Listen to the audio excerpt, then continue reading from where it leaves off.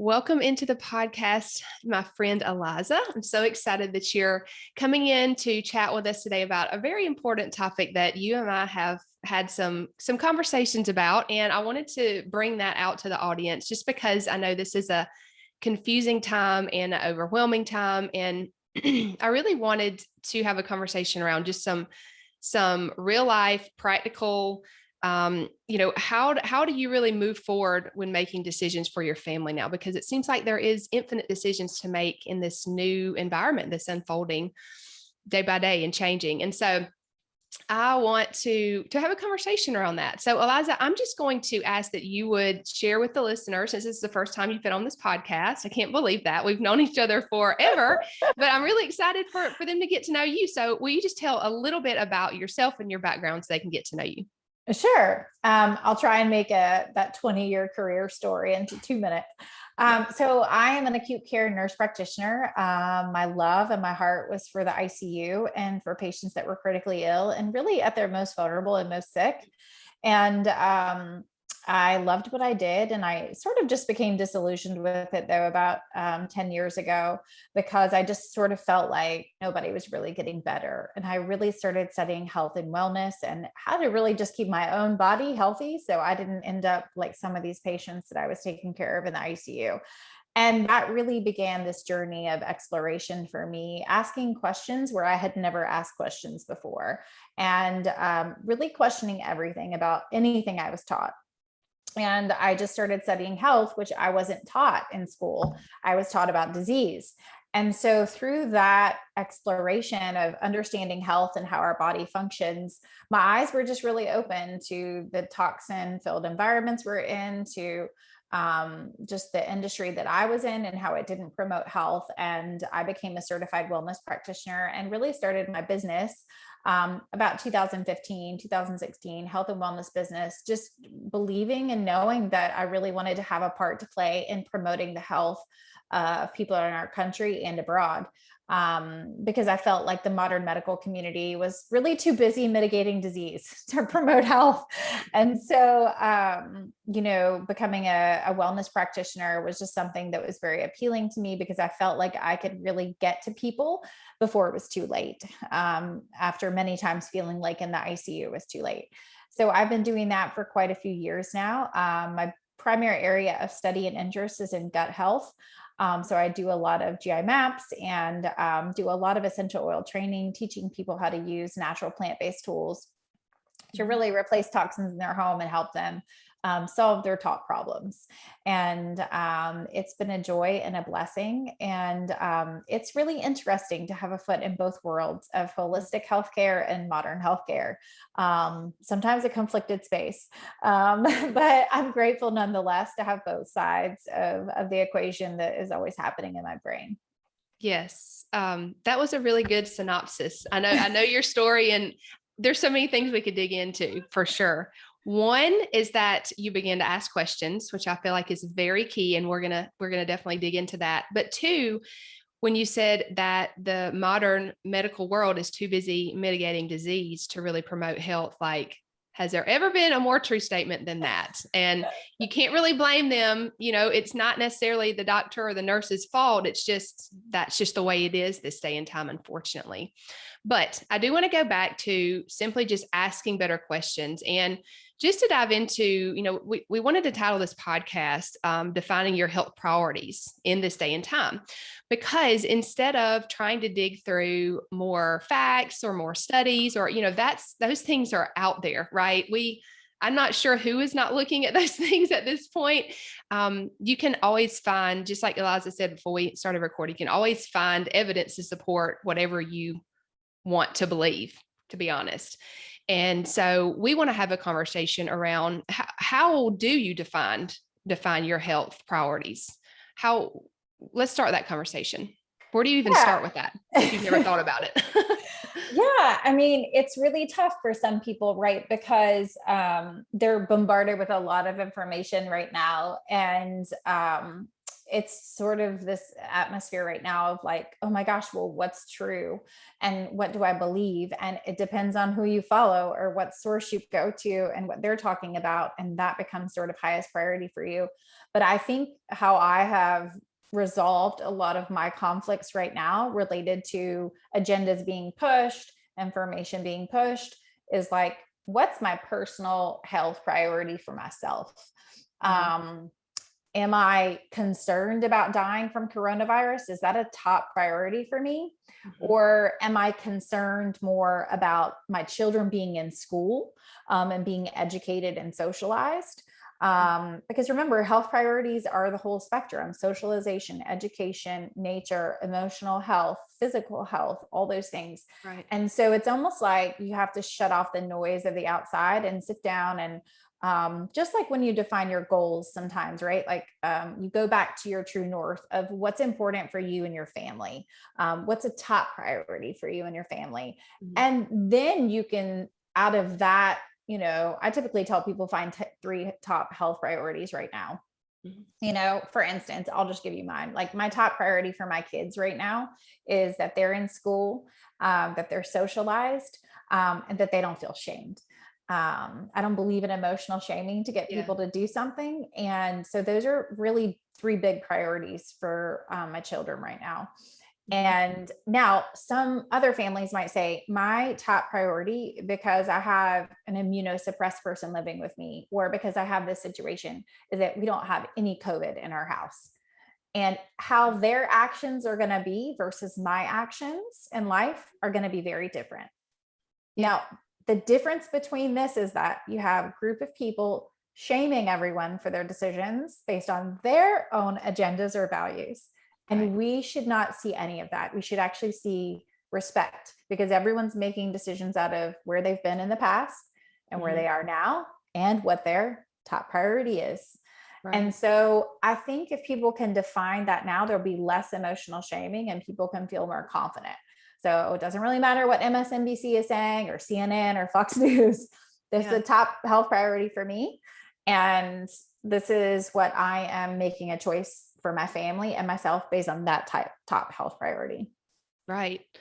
And I think that whenever you do start to just ponder what are my priorities in this, if one of your priorities is peace in your home, then you don't need to have the news on.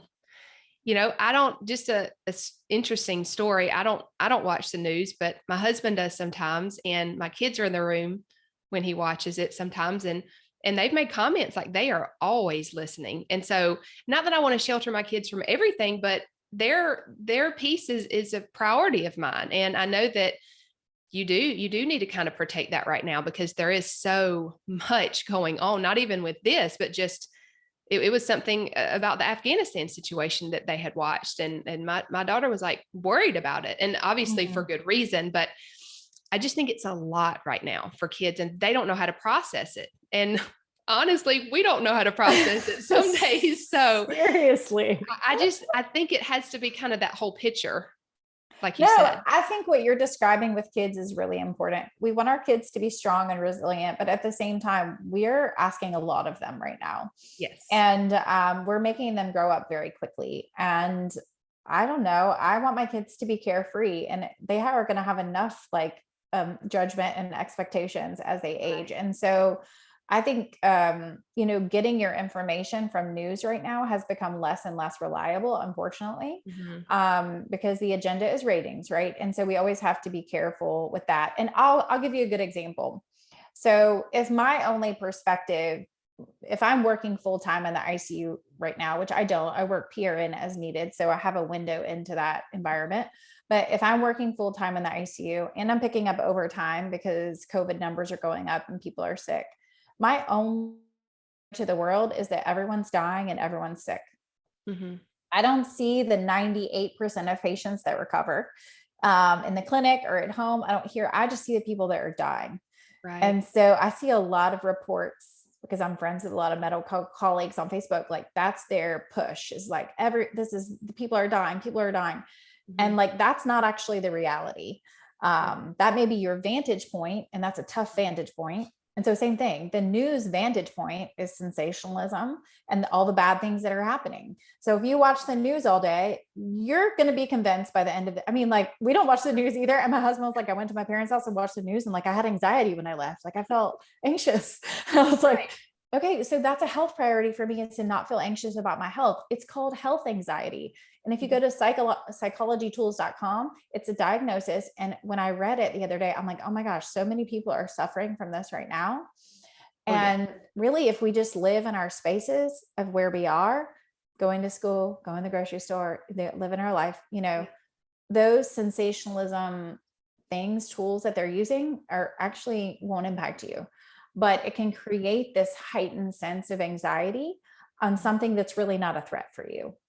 Right. And so I tell people, like, once you define your health priorities, then you need to be really careful about what you're putting in your mind. I'm really intense about this with my kids. I don't let them read certain books because what you put in your mind is what comes out. So we don't read certain books. Like we don't read books about kids that are disrespectful to their parents, about kids that act wimpy or whatever, because that's what you're going to hear them do. So it's the same thing with us as adults. Like if I'm putting news in my mind all day, or if I'm listening to only people that have one vantage point, which is the ICU, I'm getting a very, very, very narrow-minded vantage point of what's actually happening right now.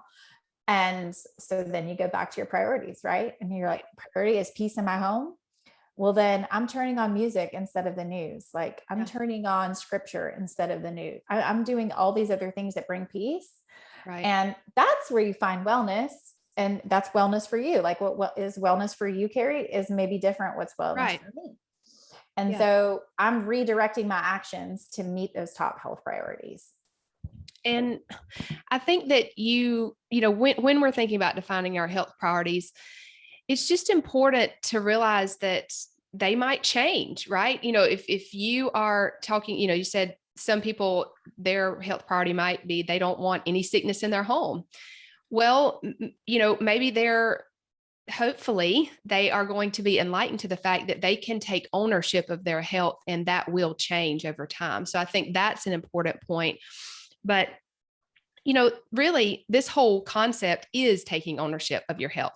Even if you're in a space right now where you do need to take certain actions because you haven't been taking ownership of your health, that's really the way forward.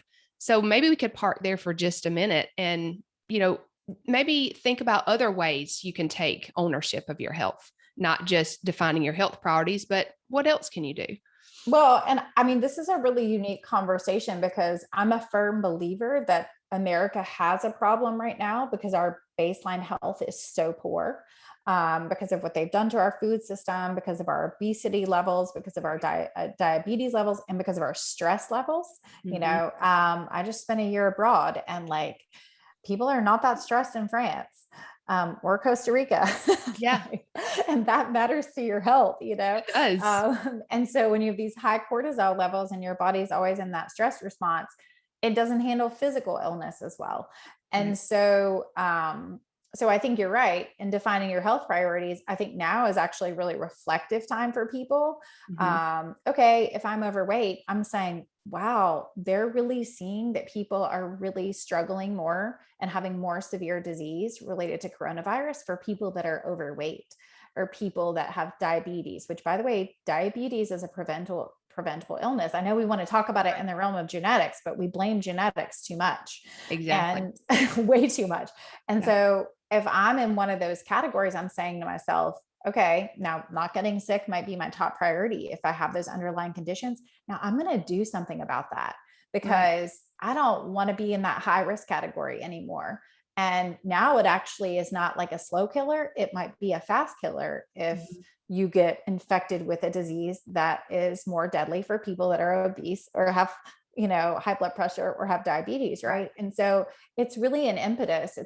Something is always the catalyst for people to find more health. Sometimes it's something negative and sometimes it's something positive. It's usually negative, right? Because we want to go away from pain. Right.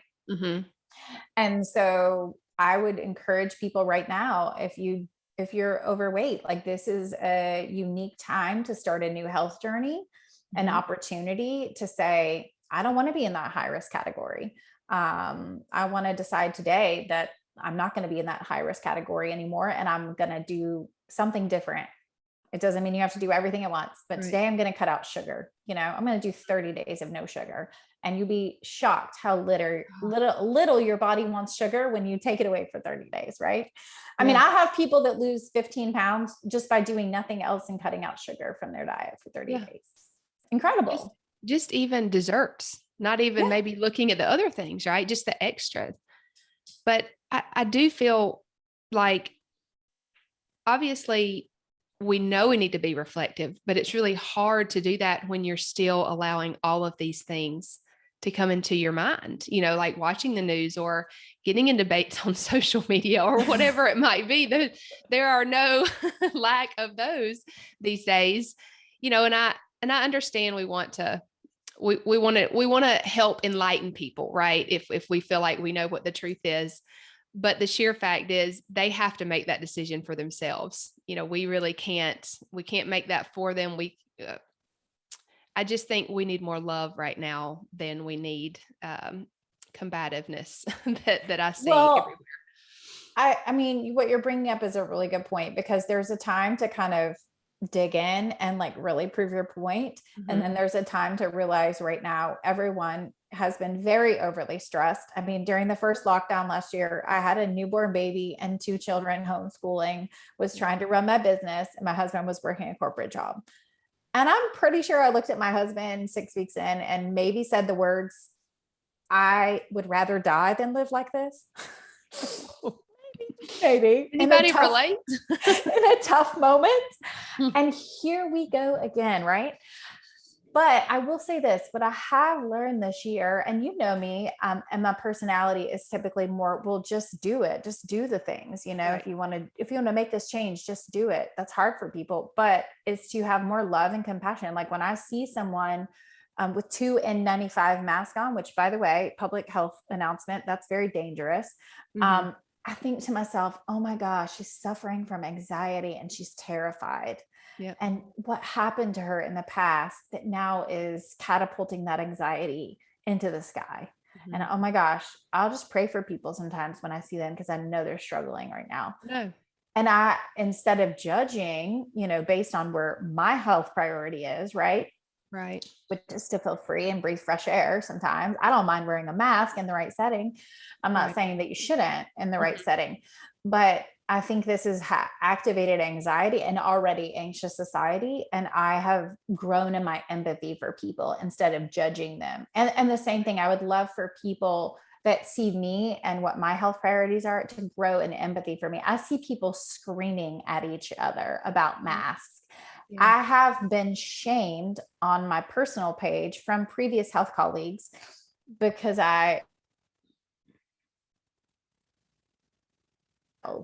and whenever we're doing that, we're using emotional shame, mm-hmm. manipulation, paternalism, that our idea is right and yours is not. And it doesn't mean we can't help have a conversation. And maybe, I've learned a lot from people that have been willing to have a conversation with me and not shame me.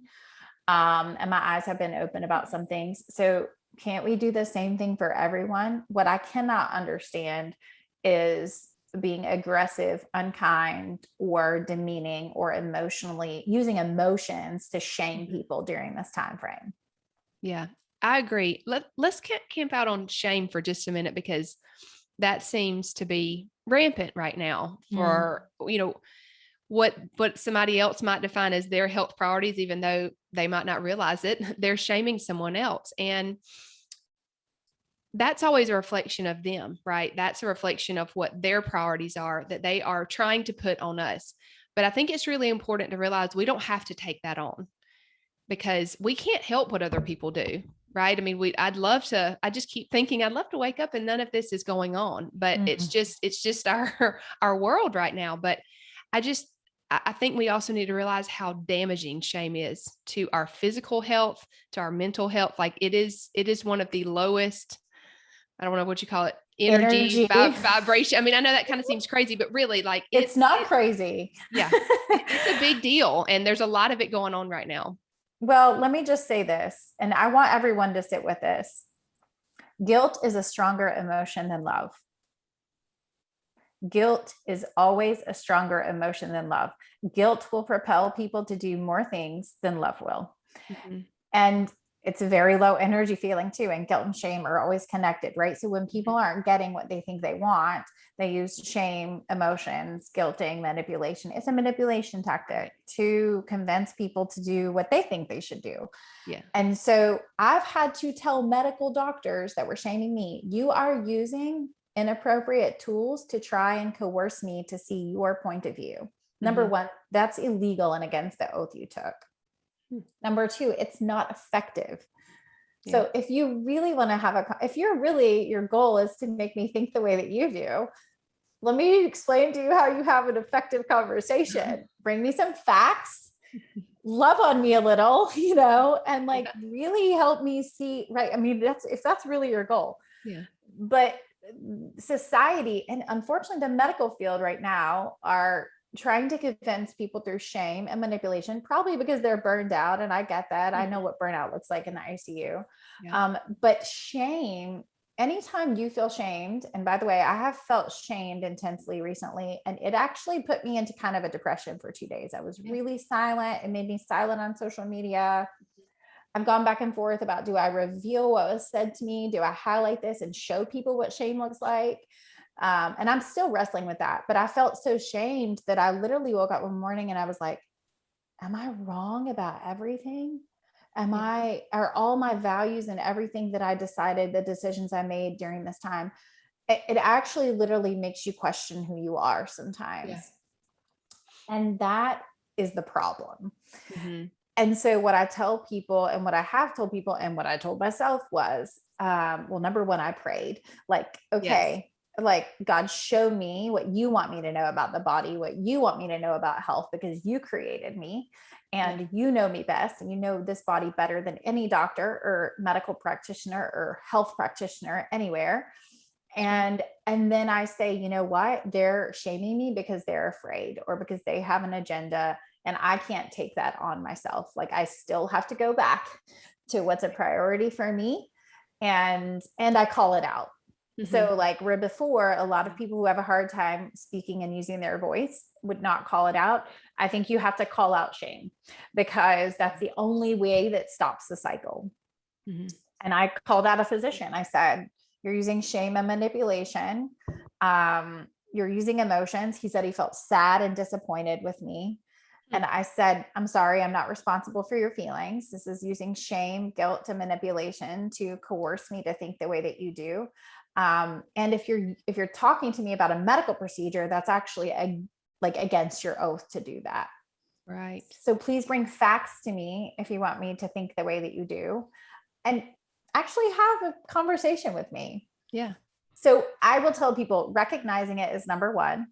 It's usually something emotional. They'll say something emotional. You don't care about other people. They're selfish.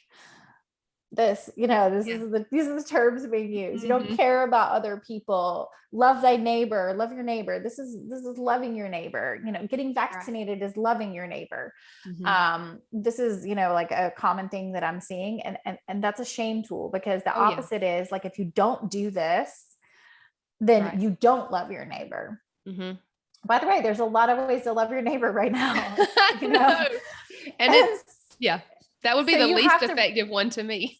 Well, right. So you have to call it out, recognize it. And it usually involves emotion, right? And it stirs up emotion in you, and call it out. And I tell people, it's not a great place to have a public conversation sometimes, but to message someone and say, hey, I feel really shamed by what you're saying to me. Mm-hmm. If you want to have a conversation about this, I'm willing to do that, but I'd rather you not bring emotion into it, or I'd rather you not accuse me of what you think I'm doing based on my decision. And that actually helps the cycle stop repeating, because people get called out and they don't use it on other people. Mm-hmm. So you're right. Some people just don't know that's their coping tool, or they were taught that in their home, or that's the tools that they use to manipulate other people, right? Or to convince people that we need to do this, for everyone. Right. But it's a really, really low energy place to be, and it can affect your emotions deeply, Mhm. and your relationships. And your physical health. Totally. I Yeah. didn't want to get out of bed for like 2 days. I had to I just mean, take care of my kids, but right. And, when we think about taking ownership of our health, we have to also take ownership of the way that we're acting, not only what we're putting in our body, but how are we treating other people? Like it all goes together. And these things are not necessarily easy, Mm, but I just feel like I always go back to like, what are we called? What are we called to do? Be good mm, stewards of our body, love other people. I mean, sure, like you were mentioning, trying to have a conversation with someone that you maybe disagree with, that's not a bad thing, but you're not really supposed to do it in a public forum. The mm. Bible tells you that you should take them to the side and do it in private. And I think it's those small things that we can break the cycle of all the division that's going on. And I pray that, you know, God can do anything, right? Mm. He can heal, he can bring us back together. He can do all of those things, but we have to look to his word and see what he tells us to do to get to that point. Because I feel like we can interact with people through his word and through what he tells us and his spirit. And that's really how we're going to get to a better place, I feel. But it kind of takes all of us, right? Well, absolutely. And I mean, I'll say this, I tell people, use the sandwich method. Like if you have your health priorities, you've established that you're having a conversation with a family member or friend who has a completely different health priority.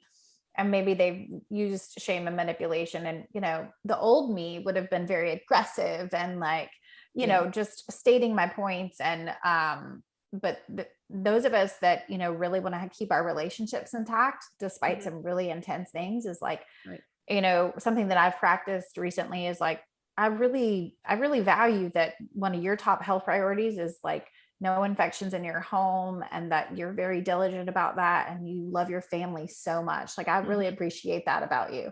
And then in the Right. middle I kind of say this is where my health priorities differ a little bit, Mhm.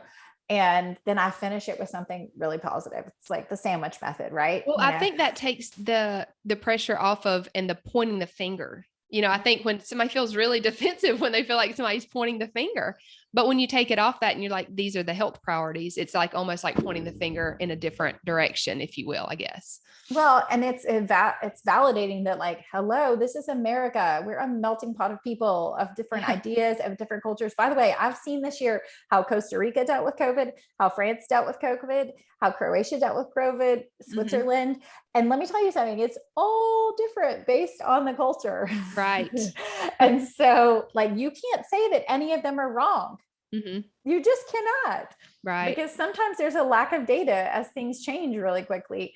And Mhm. so I just think that again, we need more love, and people will Right. actually listen to us more if we're more respectful of what their health priorities are and we approach it in that. The problem is right now you Exactly. have one big group of people that are using shame and emotional manipulation to Mhm. try and convince another group of people about what they're supposed to do. Right. And I'm just going to tell you, as a medical professional, I don't even recognize the landscape right now. Mhm. I just don't, because we're just taught that's not how you educate a person or teach them about the risk versus benefits of a decision that they're supposed to make.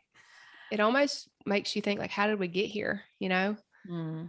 But Well, how did we get here from H1N1 in 2009, where, we had a much higher death rate in children, but we didn't have this conversation about children and mask and vaccinating young children and all those different things right. come up, or at least it wasn't in an aggressive sort of pushy Mhm. tone, right? Right. Um, and so I told Benton actually today, my husband, I said, wow, I mean, just in the little of 10 years, we've seen the landscape change in how the medical community is handling things. And granted, this is a different situation than the H1N1 influenza year, Yeah. but at the same time, we have to realize what is effective Yeah. and what's effective in our message. Mhm. Um, and again, I just go back to shaming people is always going to bring you down to a lower level of communication, and it's going to be bring people's emotions and energy down. Right. No one ever makes a good decision when it's done out of No, shame, that's what I was about ever. to say. Yep. Same thing with fear. I mean, very similar. No, and then they regret it usually later. And Right. so, in this situation, it actually brings up informed consent and like, and are we, are we committing ourselves to the oath of informed consent if how we're influencing people to do something is based in shame. Yeah. And informed consent means that they have all the facts right before making the decision, which I don't think is the thing that's happening right now. And I don't even know if we can have that right now. Like, honestly, because it's just too new. It's just too new. And that's nobody's fault. Like, it's a horrible situation all around. And so it's just, I just think we need to have more love and respect for people. That's right. Across the board. Agree. This has been a great conversation. As we kind of close, I just want to kind of round back to our main topic, which was defining your health priorities, and just kind of help you to realize like that's focused on you and your family. And I think sometimes we're focused on like, we want to convince everybody else that, of what we feel convicted of, but at the end of the day, like those are your convictions. So I think sometimes if we were more focused on ourselves and our family and with our health priorities, like what can we do to be a great example and to be the healthiest that we can be, instead of trying to cast our opinion or our priorities on everyone else. I think that would be a big step in the right direction. Stay in your lane. Yes, basically. And if people ask you for something, or if they look like they need something and you can help them, reach out, but like stay in your lane is what I would encourage people to do right now. Like, people are having a hard enough time managing themselves. Exactly. I certainly don't need anybody else trying to help me manage decisions that I'm making that are my priorities. And so I think a lot more people right now need to stay in their own lane, I mean, I'll just give an example, and this is just a random example. Like, if you're a functional alcoholic, but you're over here, like, leading the charge for mandating masks in children and all these other things that you think are effective, but you're not sort of living in that healthy lifestyle, I think you should stay in your lane, do what you think is right for your family. Yeah. But, and we all have those vices, right? That we're not all perfect in health. Oh, no. Yeah.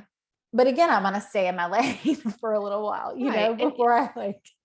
And you want to make sure that, you want to be taking care of yourself and of your family, and not that it's all about us. Obviously we need to, I feel like as a Christian, my first top priority is to share the love of Jesus with other people, but I want to be the best version of myself to do that and have energy and have the right heart behind it.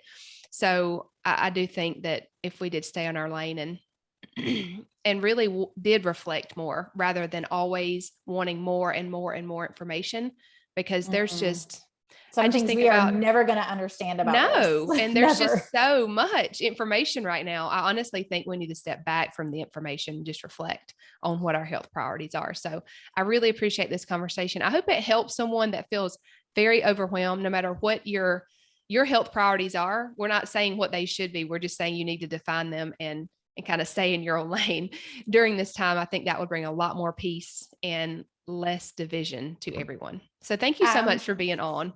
Thank you so much, Carrie. And I just would echo your sentiments. Like, I just really hope that men and women that maybe are struggling right now with the current divisive climate and with just the emotional nature of what we're dealing with would listen to this and just would feel more peace and more relaxed and more confident in what they're going to define, as their priority right now. So thank you so much for your time. Oh, you're welcome. Before we hop off, I meant to get you to just tell people how they can follow along with you, because you just have so much great information all the time. So, thanks. Well, I'm coming out of my shell from coming back from the year of travel. I've been a little quiet lately, but they can follow me on Instagram at The Organic South, or my website, which is theorganicsouth.com. I love to post great healthy content, a little bit of craziness about the kids and all my family life. I'm very real on there. And so we have a good time, and we're also just a little crazy, but we like that. I love your crazy. Thanks so much for being on. Oh my gosh. Thank you.